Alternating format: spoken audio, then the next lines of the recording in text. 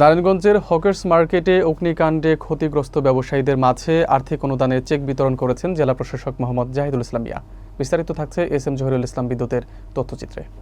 বুধবার দুপুরে জেলা প্রশাসকের সম্মেলন কক্ষে জেলা প্রশাসন ও জেলা পরিষদের উদ্যোগে আয়োজিত এক অনুষ্ঠানে ২৫ জন ক্ষতিগ্রস্ত ব্যবসায়ীর হাতে ২৫,০০০ টাকার চেক তুলে দেওয়া হয়। জেলা প্রশাসক বলেন, এই অগ্নিকাণ্ড শুধু আর্থিক ক্ষতি নয়, এটি অনেক পরিবারের স্বপ্ন ভেঙে দিয়েছে।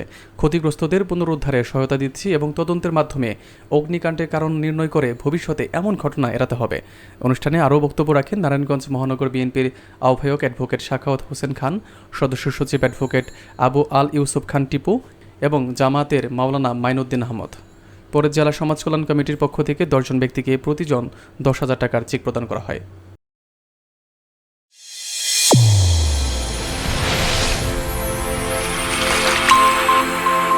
চ্যানেল A1 হৃদয়ের স্পন্দন।